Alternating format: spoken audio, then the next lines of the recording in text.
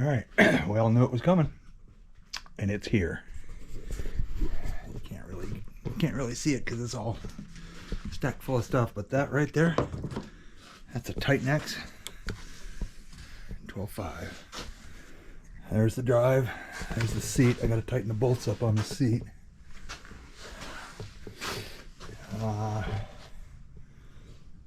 Initial impressions. It's big. This is a big rig, and they're both 40 inches wide. Okay, the big rig is 13 feet 3, and it's 40 inches wide. And if you look at this, 40 inches wide, it's 40 inches wide for a further distance.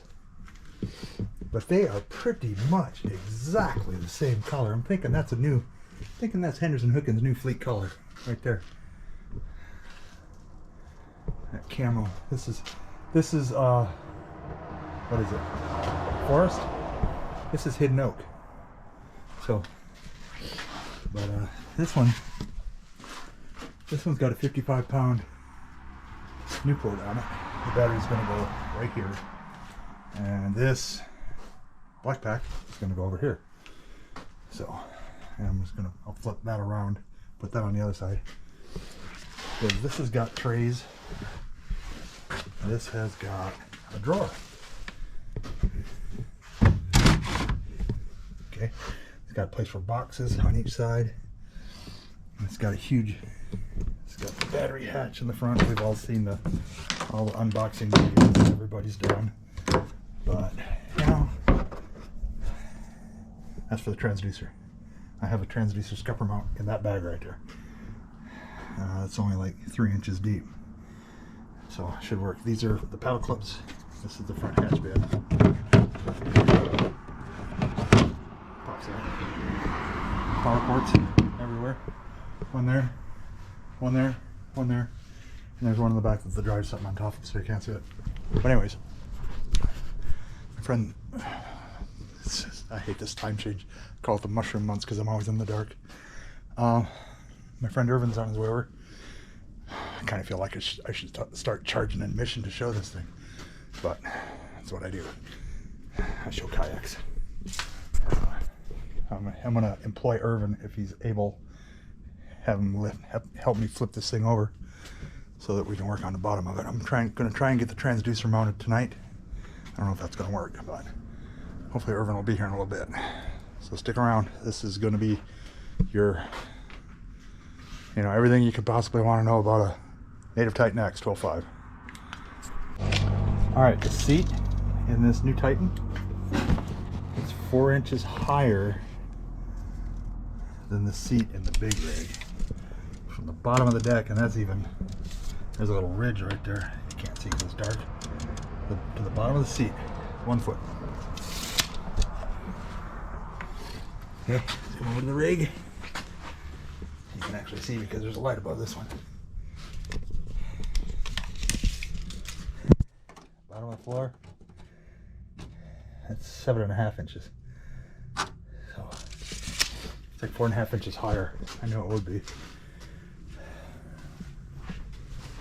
But it's just like the seat that I put this,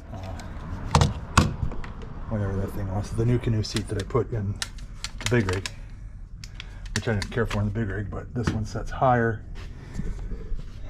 This is a Magellan seat, so it's just like it, only this one doesn't have a lock. It's got a little handy dandy clip snap dealio right there. Right there. You can't see because I've only got 2 hands. There's the snap. Okay. And it rolls all over the place. 360. Okay, something else I'm going to talk about before it gets any darker. This is the 5th native I've owned. This one's got the smoothest steering. I feel like I should almost have my headlight on. Okay. You see the steering? That's the smoothest steering out of any of them. Now I have to adjust the tension on this spring blade. We'll do that right now. I don't know if it goes now. See, it doesn't turn. with it up like that, it doesn't turn as hard as it will when I let it down. When I spring that thing down, that thing will go 180 degrees. It'll go perpendicular to the kayak, which is pretty cool. I know it did in the, I put one of those on my Ultimate FX13, and that thing would kick the thing right sideways. And I saw a video of this, and it did the same thing. So we're gonna adjust that right now. Allen wrenches right here. It's really easy to do. So we'll come back and show you how to do that. All right, to adjust the spring blade, pull that pin out right there. And you put an Allen wrench in. Right there. And you tighten it. There's a spring, like a coil spring in there. So we're gonna tighten that up real quick. All right, when you do this,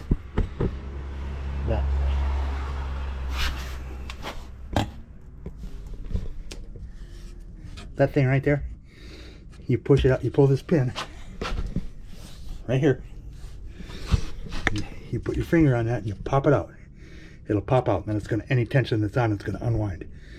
But then you put an Allen wrench on it and you tighten it until you have the desired tension right there. And once you tighten it, you pop it back in, and you'll hear it snap. You'll hear it pop in, and then you put the pin back in right there. And it's just that easy. Took me longer to find the Allen wrenches than it did take me to set it. So that's pretty easy. All right, I don't know if you can see me, but well, you can't because the camera's pointing the wrong way. That's better. No, I definitely don't know if you can see me. But anyways, welcome to night 2 of rigging the dream here. These are the scupper plugs. We're just gonna do this the right way. These are the scupper plugs that come in the native TitanX. If you look in there, you'll see a divot right dead center. Take a good sized drill bit, like 1/2 inch if you got one. Drill a hole, but don't drill it through the handle. And then get yourself a couple of Old Town short scupper plugs and slide them in.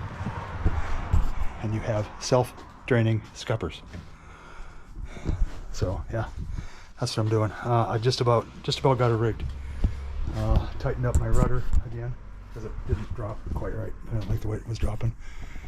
I got the, again, I hate it when I hate daylight savings time because you can't see a freaking thing. I got the fish finders on, fish finders rigged, wired up. Just gotta put the scuppers in it. I think we're ready to go. All right, good morning from Echo Bay. I spent the last 2 days working on something. Native TitanX 12.5. I have no idea if any of this stuff is in the right place. I'll find out when I get it on the water. But I had to, of course, I had to adjust the tension right there on the rudder. And I noticed this right off the bat. Okay, this is one of my poles, my jig pole, won't even fit in this hole right here. And I mean, that's as far, and these are regular, you know, these aren't any special Herco deep sea rods, they're regular rods. Won't fit in the rod holders.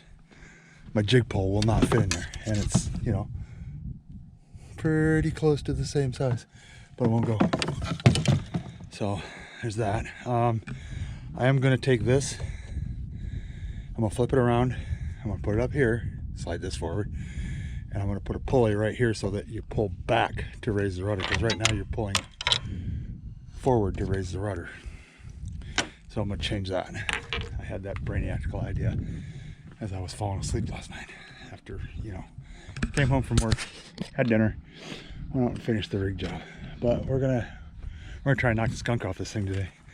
I'm gonna do a wet launch like I do with the big rig. Should be able to.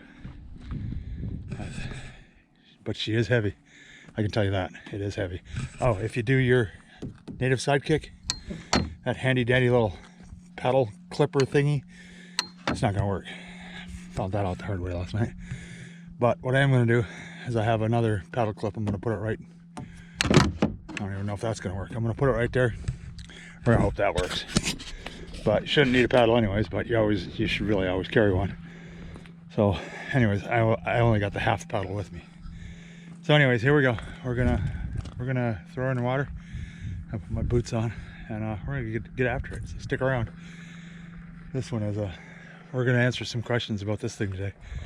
All right, here we go. Thing I noticed right off the bat when I was running the wires, I forgot to put this in the first clip. When I run the wires from the battery box down inside the hull to come back out here, there's a ledge. There's a very sharp edge on this hatch liner. That's why I had to cut it right there, because I just thought that was, you know, no bueno. You know, sitting there like a knife cutting on your wires. It's a sure way to, you know, start a fire or something. Don't want that. All right, I think that's all the initial findings. So here we go. All right, we're in the water, underway. Oh, it's really quiet. Drives very quiet. Of course, it's a propel drive. That doesn't surprise me. Something else that doesn't surprise me. It's not as fast as the big rig. But the difference between a 10-to-1 drive, which this is, and a 12-to-1 drive, which is what the big rig is. You know, I've been pedaling the 12-to-1s for a while now. I get back into 10-to-1, and there's nothing to it. But okay, see how fast I'm pedaling? Not a whole lot of effort, not a whole lot of, you know, trying to move a lot. There's almost 3 miles an hour. So, and it's really stable, like everybody said. I haven't tried to, you know, swing the seat around and stick my feet out to the side, but you know, maybe later. So anyways, we're gonna go put some fish in this thing. Stick around. All right, this little clip is for whatever your name is in Florida, or wherever you are with the blue one, that was wondering about the clips for the drive. All right, this is like my 5th native, and I've never clipped that one down. You know, that's just an extra one if you lose one of those. That's all I ever use it for. I've never fastened that down. I almost had to once in my Ultimate FX13, because, you know, I was trying to see how fast it was going to go. That was a fast little boat. But anyways, because that was a canoe kayak hybrid, and they're just, you don't need it on a Titan. That's all you need to know. So yeah, and we'll come back with more findings here, and hopefully a catch. Got to get the skunk off this thing. All right, a few more initial opinions here. I just crossed first boat wake in it. Didn't even affect me at all. So yeah, it's really stable. I don't have a problem overspeeding my troll in this one, because like I said, it's like going from 5th gear to 3rd gear. You know, it's just a lot slower. Well, not a lot, but it's a little bit slower than the big rig.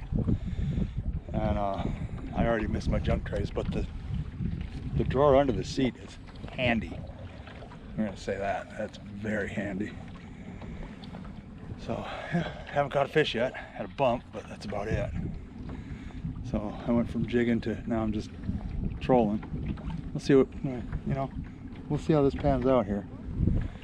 So these guys over here on the point over here, I think they might be catching something. But I don't know what. I got a good guess. But ooh, now we're starting to see them up higher, so we might be about to catch some fish. Who knows? All right, somebody that I know,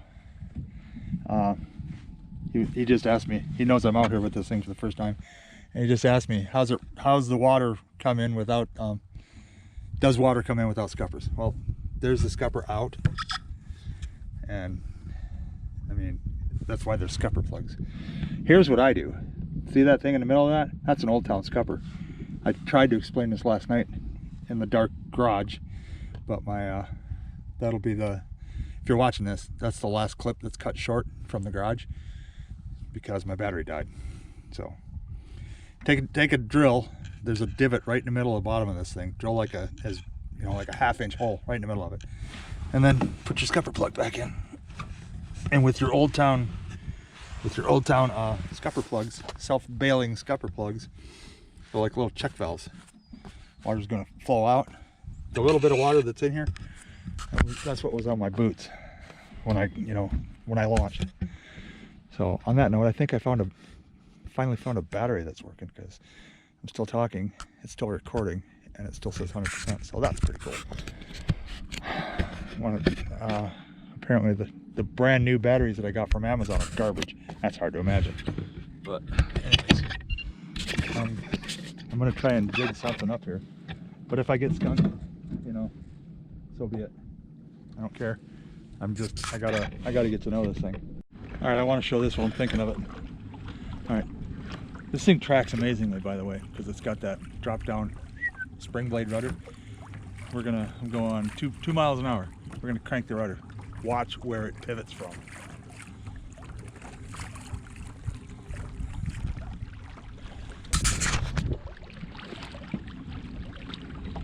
It's breaking right from my hips.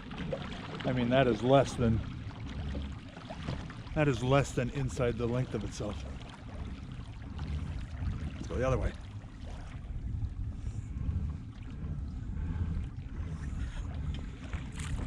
You got to be moving fast enough to have flow over the rudder.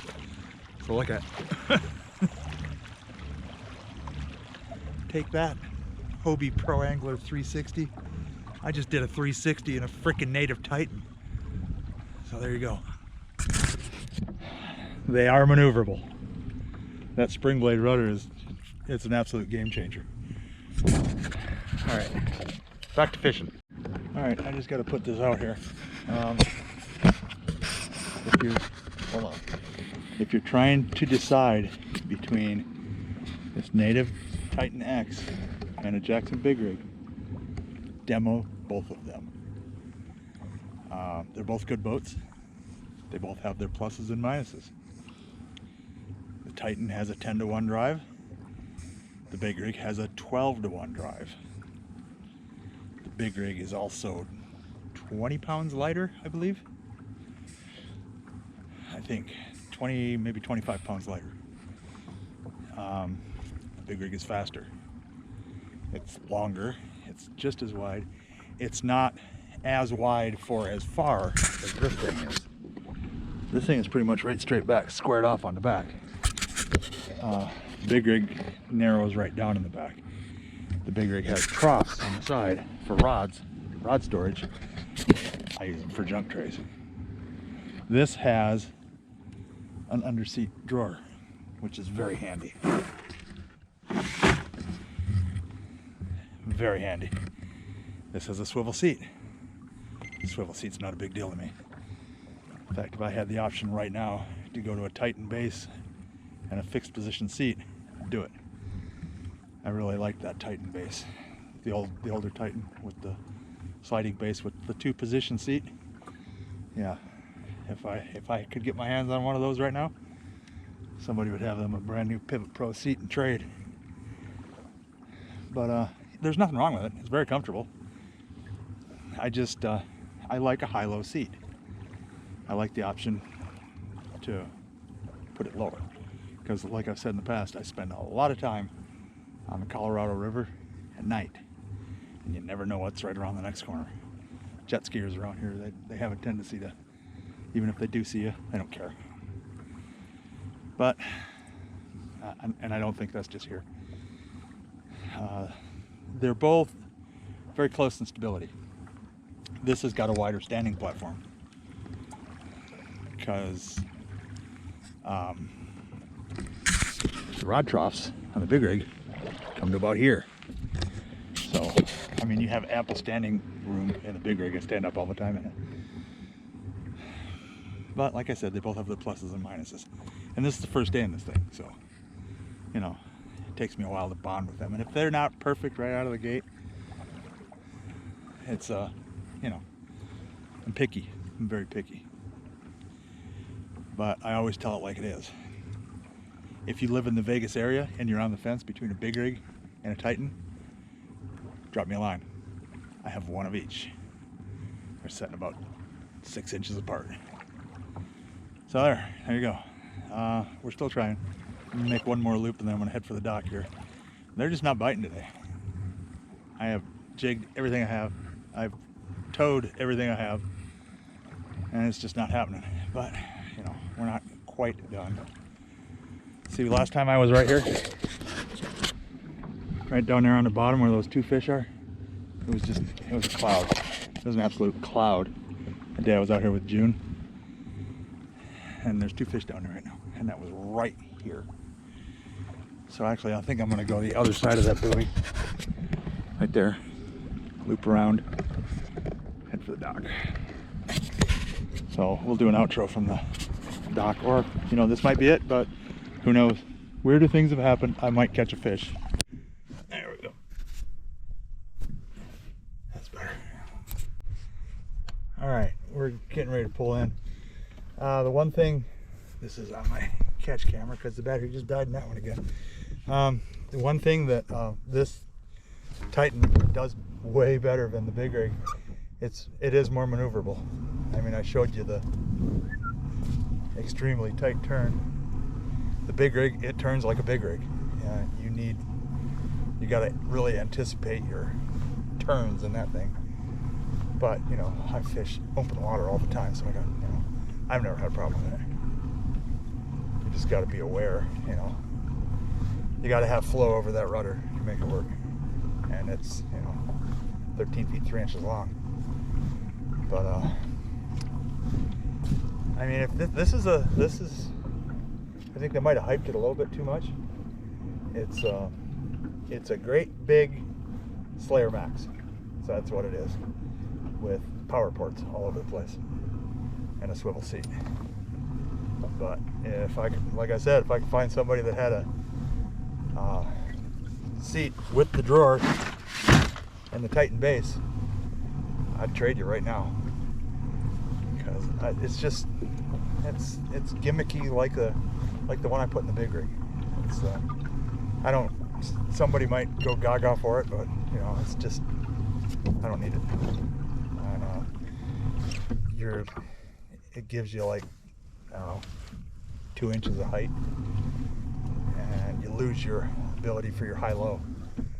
So I like a high-low seat. Everybody knows that. Titan chair with the drawer, it goes high-low.